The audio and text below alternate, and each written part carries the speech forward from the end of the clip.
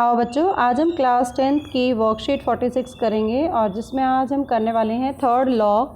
पहले हम वर्कशीट में कर चुके हैं डॉबराइनर और न्यूलैंड का नियम। उसके बाद हम करेंगे मेंडलीव की आवर्त सारणी की उपलब्धियाँ और उसकी कुछ सीमाएं क्या हैं। तो पहले हम हिंदी मीडियम में करेंगे, उसके बाद इंग्लिश मीडियम में करेंगे। तो मेंडलीव ने अपने टाइम पर 63 एलिमेंट्स को खोजा और मेंडलीव का जो थ्योरी थी वो क्या कहते थे कि तत्वों के जो गुणधर्म हैं उनके परमाणु द्रव्यमान का आवर्त फलन होते हैं। यानी सभी तत्वों को उन्होंने बढ़ते हुए परमाणु द्रव्यमान के आधार पर व्यवस्थित किया और उन्होंने अपनी सारणी के अंदर ऊर्ध्व स्तंभ जो कि समूह कहलाते हैं, जो हम वर्टिकल लाइंस होती हैं उनको स्तंभ कहते हैं, और जो ऐसे हॉरिजॉन्टल लाइंस होती हैं उनको पीरियड या आवर्त कहलाता है। ये दो नाम उन्होंने मेंडलीव ने पहली बार दिए, जो कि बाकी साइंटिस्ट ने नहीं दिए थे।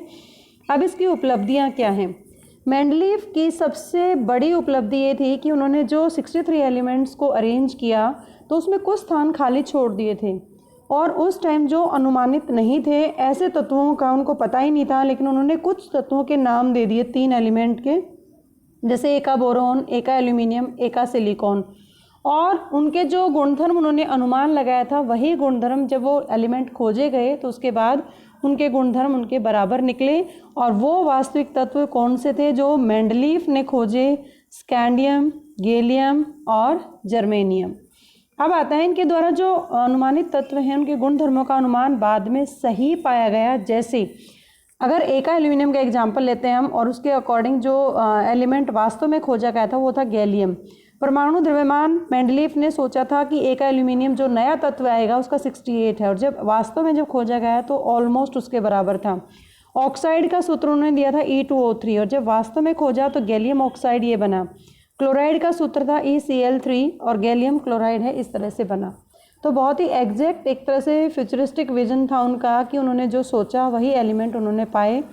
दूसरी उनकी जो उपलब्धि थी वो क्या थी कि मेंडलीव की आवर्त सारणी में जो उत्कृष्ट गैसें हैं, उत्कृष्ट मतलब जिन निष्क्रिय हैं, जैसे हीलियम, नियोन, आर्गन, ये उत्कृष्ट गैसें होती हैं जो लास्ट वाले ग्रुप में रखी जाती हैं, उनको बिना छेड़े एक नए समूह में रखा, क्योंकि वो किसी के साथ भी अभिक्रिया नहीं करती।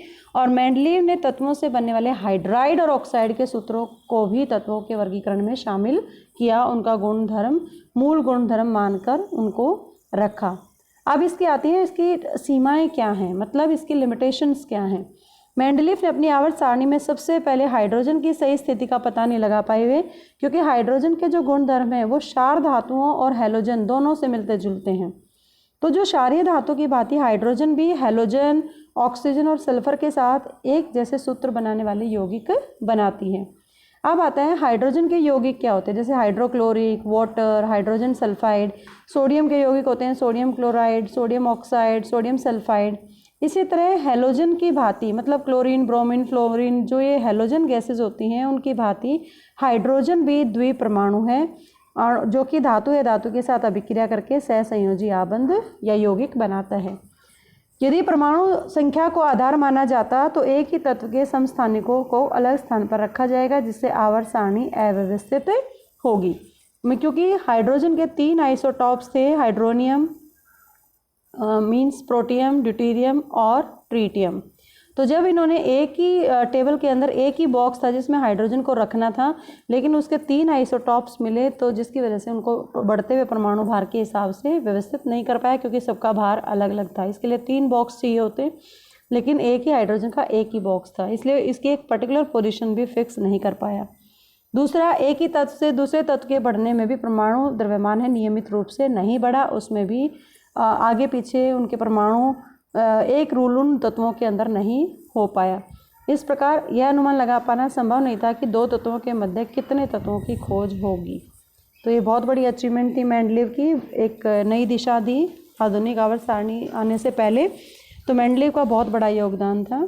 इस वर्कशीट के आधार पर आप लोग ये क्वेश्चंस करेंगे अपनी नोटबुक के अंदर। सारे क्वेश्चन हम डिस्कस कर चुके हैं अभी। Now the time for the English medium students, and today's worksheet is worksheet 46 for the class 10th, and we are going to discuss about the achievements of Mendeleev periodic table and the limitations of Mendeleev classification. Now first of all, how many elements are discovered by Mendeleev? That is total 63 elements at that time of periodic table. And according to Mendeleev, what is the rule of arrangement or classification of the element? This is the rule. The properties of elements are the periodic function of their atomic masses. This is the definition of Mendeleev periodic table. And the table consists of vertical columns that are called groups, just like, and the horizontal rows that are called periods. So you have to remember period and groups. Now, what are the achievements of Mendeleev? First of all, Mendeleev kept some blank spaces in the periodic table for the elements that were yet to be discovered. Just like he predicted 3 elements, Eka boron, Eka aluminum, Eka silicon, and after discovering the actual element, these elements are scandium, gallium and germanium.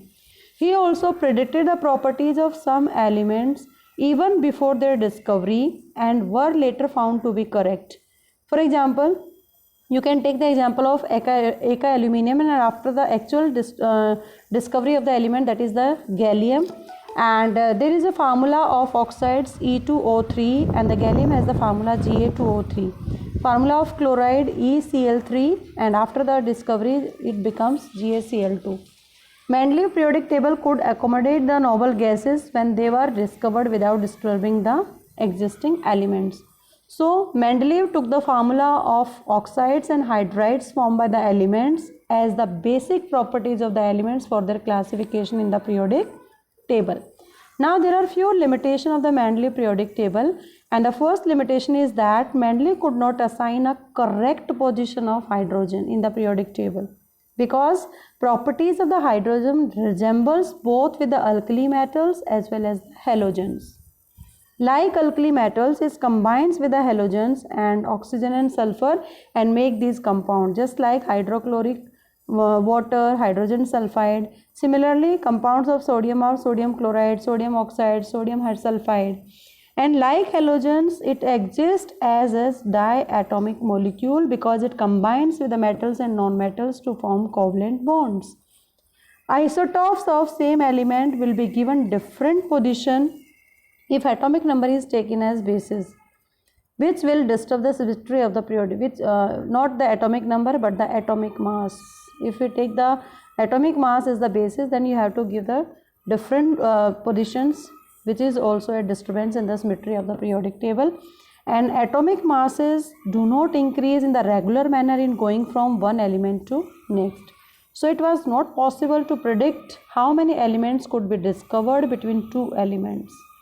So it is a big achievement for the Mendeleev regarding classification of elements, and there are few limitations are there due to which it failed after some time. And on the basis of the worksheet, you have to do all these questions in your notebook. I hope you understand the concept of Mendeleev classification of elements. Keep watching Super Vigyan. Thank you so much.